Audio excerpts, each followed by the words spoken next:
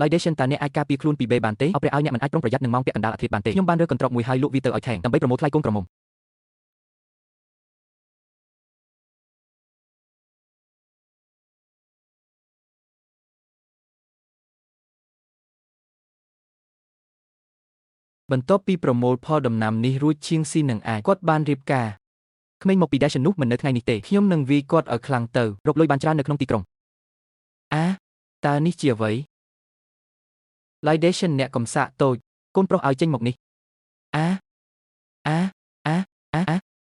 ះលីដាសានឯងជាមនុស្សគ្មានបេះដូងជនកំណាចឥតមេត្តាឲ្យខ្ញុំពិតជាល្ងងមែនខ្ញុំស្រឡាញ់អ្នកអូយជើងខ្ញុំចាំបន្តិចសិនខ្ញុំនឹងឲ្យមេភូមិមកវិតម្លៃអ្នកនឹងបះបោលោកមេភូមិវាងអ្នកត្រូវតែធ្វើបែបនេះសម្រាប់ខ្ញុំលោកម្ចាស់ខ្ញុំមិនអាចរស់នៅបែបនេះទៀតទេលីដាសានមិនល្ងងនោះគាត់នឹងប៉ាក់ឡានឲ្យខ្ញុំស្លាប់ខ្ញុំប្រាប់ខ្ញុំពីអ្វីដែលបានកើតឡើងយឺតគាត់បានចាប់យកសម្រស់នៃចំការផ្លែឈើនោះត្រូវបានផ្សារដោយបន្ទះដៃមានសោចំនួន6ហើយខ្សែពូមួយត្រូវបានបន្លាដោយជាប់យ៉ាងហើយធ្វើឲ្យដៃខ្ញុំរងរបួសវាត្រូវបានទម្លុះមើលចុះគាត់គិតថាខ្ញុំជាចោរបន្ទាប់ពីរៀបការនឹងគូបកងអស់រយៈពេលជាច្រើនធ្វើបែបនេះមិនមែនគ្រាន់តែទេនេះជាការអាម៉ាស់មួយសម្រាប់ខ្ញុំលេងមានច្បាប់ទៀតហើយដាសានបានមករកខ្ញុំមុនពេលគាត់ចាក់ចេញខ្ញុំតើគាត់ចង់បានអ្វីពីអ្នកគាត់បាននិយាយថាគាត់នឹងត្រូវធ្វើដំណើរឆ្ងាយដើម្បីគេបានសុំឲ្យខ្ញុំជួយមើលថែអាជីវកម្មរបស់ទីនេះកុំឲ្យអ្នកខាងក្រៅចូលហើយរញ៉េណៃតើខ្ញុំជាមនុស្សក្រៅភពមែនទេខ្ញុំជាអ្នកចិត្តខាងរបស់គាត់ហើយគាត់បានទុកវានៅទីនោះមានអ្វីខុសជាមួយខ្ញុំដែលញ៉ាំផ្លែឈើរ៉េមួយចំនួនកាលគាត់នៅតូចខ្ញុំធ្លាប់ឲ្យគាត់ញ៉ាំបាយសជាងកន្លះចានមិនអីទេលីវគីឡានកុំនិយាយជាមួយខ្ញុំអំពីវាគាត់និយាយអំពីទ្រឹស្ដីចាស់និងហួសសម័យទាំងនោះអ្នកគ្រាន់តែនិយាយនៅសំសួនបានត្រឡប់មកវិញពីដងហើយបានរើវាហើយយកវាទៅទីដើម្បីលុយហើយប្រាប់មនុស្សគ្រប់គ្នាអំពីវាអ្នកអាចជ្រើសរើសវាតាមដែលអ្នកចូលចិត្តតើនោះជាការពិតទេ回去吧，别闹了。村长，你咋向着外人说话呢？你就眼睁睁看着他这么欺负我，你就不能管管？这钢板铁网的多难看，多不安全！你以村里的名义给他拆了。我管不了，我没这个权利。你们合起伙来欺负我一个老太婆，我的命怎么这么苦啊？指望这点樱桃卖点钱给我儿子凑个彩礼，这下全完了。តើអ្នកមកពីណាតើថ្ងៃនេះអ្នកយ៉ាងម៉េចដែរកូនប្រុសរបស់អ្នកទើបតែទេទូរស័ព្ទបានមកសួរខ្ញុំដោយសួរថាតើលុយនេះរកបានដោយរបៀបណាតោះចាប់ផ្ដើមសម្រាមច្រើនម្លេះបុគ្គលិកផ្នែកទីផ្សារធ្វើឲ្យលីដាសានបែកញើសបន្ទីដ៏រឹងមាំមួយកុំចង់រើសវានៅតែមួយផ្លេតអ្វីតើគាត់បែកញើសទេហេតុអ្វីលីដាសាននោះជាបរិសុទ្ធស្បែកខ្ញុំសម្លាញ់ឲ្យគាត់បានឲ្យវាមកខ្ញុំមិនបានទេហើយឥឡូវនេះវាចាប់ហើយខ្ញុំកំពុងទទួលបានរយៈពេលខ្ញុំរបស់ខ្ញុំនៅតែពឹងផ្អែកមិនអាចឆ្លងកាត់រយៈពេលនេះបានទេខ្ញុំបានប្រាប់អ្នកកុំឲ្យទៅឆ្ងាយពេកព្រែកពីលើមេឃមកតើអ្នកគិតថាមនុស្សទេអ្នកសម្រាប់ចិត្តថាត្រូវធ្វើអ្វីជាមួយកូននៅផ្ទះពេញមួយថ្ងៃយំសោកស្ដាយចំពោះឪពុកម្ដាយរបស់តែ Jane Cancer ជាមនុស្សប្រុសមែនទេកូនប្រុសឲ្យអ្នកនឹងមើលថែគាត់ធ្វើការដើម្បីអ្នកណាយ៉ាងនេះវាមិនមែនសម្រាប់គ្រួសារនេះទេដើម្បីគ្រួសារនេះមែនទេលុយទាំងអស់ត្រូវបានដាក់ចូលក្នុងបន្ទុកកូនក្នុងការបង្ហាញវាអ្នកត្រូវធ្វើអ្វីតើខ្ញុំគួរធ្វើអ្វីទេខ្ញុំមិនអាចទុករឿងនេះចោលបានទេខ្ញុំគិតថាមកដល់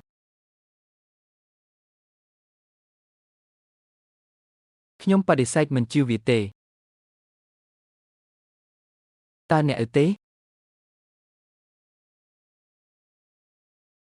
នេះមិនមែនជាលីវគីឡានទេតើអ្នកកំពុងធ្វើអ្វីនៅទីនេះពួកគេបានព្យាយាមលួចយកសោប៉ុន្តែដាសានមិននៅផ្ទះទេនាងបានសម្រេចចិត្តភ្លាម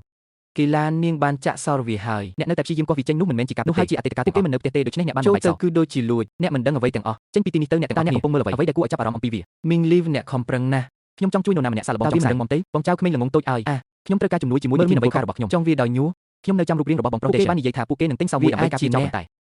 ជប់ធ្វើជាមនុស្សល្ងងនៅទីនេះទៅមកផ្ទះជាមួយខ្ញុំមិនឆ្លើយតបទេមនុស្សគ្រប់គ្នាបានឃើញវាហើយនេះគឺជាគាត់បានរើសោដោយខ្លួនឯងរងចាំដាសាពេលបងប្រុសខ្ញុំត្រឡប់មកវិញយកបានថ្លែងពីបន្ទាល់ខ្ញុំនឹងឲ្យវាទៅអ្នកហើយអ្វីបានជាអ្នកទាញខ្ញុំស្ទើរតែគោះសរបើកមិនអីទេច្របាច់វាបើកលីវគីឡានមុខឯងណែណាភូមិទាំងមូលកំពុងមើលខ្ញុំចាំតែឆៃបានរស់នៅពាក់កណ្ដាលតែគេមើលងាយយ៉ាងនេះពីមុនមកទេតើពួកគេដឹងអ្វីខ្លះនោះជាការលួចនោះជាការប្លន់នោះជាការសុំវាមក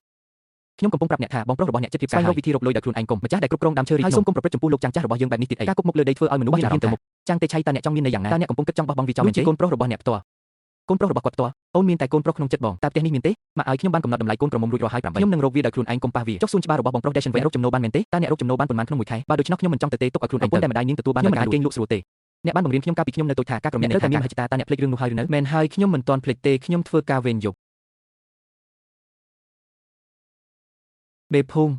ិអ្វីអ្នកចង់ឲ្យខ្ញុំរស់រើដៃម្ដងទៀតមែនទេចានទេលោកមេភូមិខ្ញុំដឹងថាខ្ញុំខុសហើយខ្ញុំពិតជាខ្ញុំដឹងថាខ្ញុំខុសក្មេងនៃតំបន់ភ្នំដំបងឡើយពួកគេមិនគិតទៅឆ្កងម្លេះព្រោះតែអ្នកពួកគេត្រូវបានបង្ខំឲ្យចូលទៅក្នុងស្ថានភាពលោកមេភូមិខ្ញុំសូមអង្វរលោកសូមជួយខ្ញុំផងឲ្យវាទៅ Dashan ទូរស័ព្ទទៅហើយនិយាយជាមួយពួកគេចំស្ថានភាពនេះមិនអីទេខ្ញុំមិនត្រូវការតែចង់ចូលទៅជ្រើសរើសជាលើកចុងក្រោយកូនក្រមុំកូនប្រុសខ្ញុំគ្រាន់តែធ្វើខ្ញុំនឹងវាអ្ន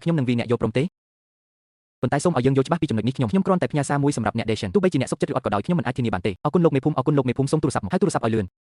លោកគូសុំទោសខ្ញុំត្រូវទទួលការហើយទូរស័ព្ទនេះឆាប់នេះគ្មានបញ្ហាទេសូមបន្តទៅមុខទៀតភ្នំសំបីតែនៅក្នុងទីរួមខេត្តតើវាចំណេញទេវាដំណើរការទៅយ៉ាងរលូនណាស់មេភូមិអ្នកបាននិយាយមីងលីវបានមកលេងខ្ញុំថ្ងៃនេះនាងនៅទីនេះយំយ៉ាងខ្លាំង គាត់បាននិយាយថាគាត់ដឹងថាគាត់ខុសប៉ុន្តែខ្ញុំមិនអាចឆ្លងកាត់ឧបសគ្គនេះបានទេខ្ញុំចង់សួរថាតើអាចអនុញ្ញាតឲ្យនាងចូលទៅក្នុងសួនច្បារជាលើកចុងក្រោយដើម្បីខ្ញុំនឹងជួយនាងក្នុងគ្រាអាសន្នលោកមេភូមិសូមអរគុណចំពោះការលំបាករបស់អ្នកខ្ញុំមិនអាចត្រឡប់មកពីទីនោះជានាងក៏ដោយក៏នាងមិនអាចដោះសោតវាឲ្យខ្ញុំចូលបានត្រឡប់ទៅវិញបានទេមិនអាចដោះសោតវាបានទេចាំយើងត្រឡប់មកវិញសិននាងកំពុងកុហកនាងពិតជាអាចបើកបរវាបាននាងគ្រាន់តែសងសឹកខ្ញុំទេលោកមេភូមិតើអ្នកសហការជាមួយពួកគេតើអ្នកកំពុងព្យាយាមចំអកឲ្យស្ត្រីចំណាស់ឬក៏អ្នកកំពុងនិយាយមិនសមវ័យសមផលតើខ្ញុំបានខុបខិតជាមួយពួកគេដោយរបៀបណាបានប្រាប់ខ្ញុំឲ្យឲ្យទូរស័ព្ទទៅអ្នកខ្ញុំបានរវាដោយត្រចៀករបស់ខ្ញុំផ្ទាល់ខ្ញុំមិនជឿទេអ្នកទាំងអស់គ្នាសុទ្ធតែជាក្រុមពួកគេទាំងអស់គ្នាកំពុងព្យាយាមបណ្ដេញខ្ញុំឲ្យស្លាប់ខ្ញុំនឹងប្រយុទ្ធជាមួយពួកគេមិនអីទេតើនេះជារឿងងញ៉េញ៉ៃបែបណាចប់ហើយខ្ញុំត្រូវវិនិច្ឆ័យខ្ញុំបានខ្លាចជាមនុស្សដែលគេសើចចំអកទាំងស្រុងខ្ញុំខ្មាស់អៀនពេកមិនហ៊ានប្រឈមមុខនឹងអ្នកណាទេបងប្រុសរបស់ខ្ញុំកំពុងជួបបញ្ហាទៅហៅលោកលីវគីឡាននិងលោកចាងដេហ្វូនិងអ្នកទាំងពីរបានទៅទីលានរក្សាទុកវីដេអូខ្លុំមើលខ្ញុំបានទៅផ្ទះភ្លាមខ្ញុំបានចុះហត្ថលេខាលើកិច្ចសន្យាអ្នកដឹកជញ្ជូននឹងដឹកជញ្ជូនទៅអ្នកប្រសិនបើអ្នកត្រូវការជំនួយខ្ញុំត្រូវត្រឡប់ទៅវិញបន្ទាប់ពីចូលទៅកម្ពុជានៅពេលដែលខ្ញុំធ្វើអ្វីលើនេះយប់មិញនៅផ្ទះខ្ញុំកាន់ភួយមីងលីវមិនទាន់បានបោះជំហានចេញពីទ្វារផងតើអ្នកបានរើសលូបន្លាទេបច្ចេកទេសរបស់អ្នកពិតជាជំនាញណាស់ម៉ាក់គាត់មិនព្រមស្ដាប់ដំបូន្មានទេម្សិលមិញខ្ញុំបានពន្យល់អ្នកអំពីតម្លៃកូនក្រមុំយ៉ាងច្បាស់ហើយរកវិធីមួយប៉ុន្តែអ្នកមិនអាចលួចវាបានទេអ្នកដឹងអ្វីខ្លះទេស្ត្រីនោះចង់លុបចោលការភ្ជាប់ពាក្យមិនអីទេអ្នកកំពុងចូលខាងអ្នកខាងក្រៅម្ដាយរបស់អ្នកបានធ្វើការយ៉ាងលំបាកសម្រាប់តើអ្នកណាមិនលួចវាសម្រាប់អ្នកខ្ញុំកំពុងសម្ដៅទៅលើលោកលីដាសានខ្ញុំនឹងជួយគាត់ប្រសិនបើគាត់មិនអាចបញ្ចប់វាបានទេថ្ងៃនេះកូនកំពុងបំពេញច្បាប់ហើយការហៅមនុស្សគ្រប់គ្នានៅទីនេះមិនមែនដើម្បីគ្រប់គ្រងអ្នកទេគឺដើម្បីរកជាវហ្គេងបានរៀបរាប់អំពីរឿងទាំងអស់នេះដំឡើងម៉ាស៊ីនបញ្ចាំងរូបភាពឲ្យបងប្អូនគ្មានផ្លូវចេញសម្រាប់ព្រះទេខ្ញុំចាស់ណាស់ហើយអ្នកឃើញទេ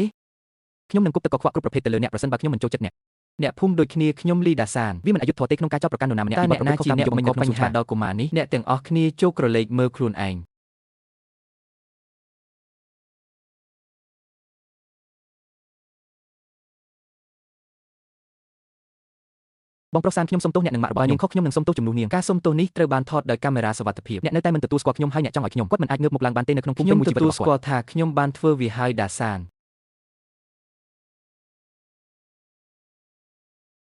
សូមអភ័យទោសមីងលីវតើអ្នកអាចជួយខេងសេបានទេខ្ញុំយល់ពីចិត្តម្ដាយម្នាក់នៅពេលនិយាយអំពីតម្លៃកូនក្រមុំប៉ុន្តែឪពុកម្ដាយខ្ញុំបានទទួលមរណភាពមុនអាយុខ្ញុំបានប្រថុយជីវិតរបស់ខ្ញុំដើម្បីសាងសង់សួនច្បារនេះប្រសិនបើអ្នកចង់បេះផ្លែចេរីអ្នកគួរតែនិយាយជាមួយខ្ញុំបដិសេធមិនជួយទេប៉ុន្តែអ្នកបានចាប់លូបន្លារបស់ខ្ញុំហើយការរបស់ខ្ញុំវាកំពុងបំផ្លាញគ្រឹះរបស់ខ្ញុំអ្វីដែលអ្នកបានយកការពីអតីតកាល47 000ប្រសិនបើអ្នកមិនអាចផលិតវាបានទេខ្ញុំនឹងផ្ដល់ចំណាំដល់អ្នកធ្វើការនៅសួនច្បាររយៈពេល3ឆ្នាំដោយមានប្រាក់ចំណូលទេ47 000ឆ្នាំបងជីវិតរបស់ Deshen គឺស្របច្បាប់និងសមហេតុផលខ្ញុំជាសាក្សីនៃសេចក្តីពិតខ្ញុំនឹងចុះហត្ថលេខានោះជាចុងបញ្ចប់នៃរឿងនេះសម្រាប់ពេលនេះគីឡានចាប់ពីថ្ងៃស្អែកទៅយើងនឹងទៅដែរធ្វើការនៅចំការផ្លែចេរីនៅលើខ្ញុំធ្វើឲ្យខ្ញុំពិបាកពេកអីគាត់ឲ្យតែគាត់ធ្វើតាមច្បាប់ខ្ញុំមិនពួកគេនឹងធ្វើឲ្យរឿងពិបាកឆ្នាំគឺល្អវាប្រសើរជាង3ឆ្នាំ10000យ៉នគឺខ្លាំងចាប់ពីពេលនេះទៅអ្នកគួរតែប្រព្រឹត្តខ្លួនឲ្យបានល្អជាងមុនព្រះជាម្ចាស់ឲ្យឡាននេះប្រកាសជាធំណាស់ខ្ញុំគិតថារាប់រយរាប់ពាន់កំពុងរកមើល Deshen តូចណាស់ស៊ីចិនបានឡើងជណ្ដើរសង្គម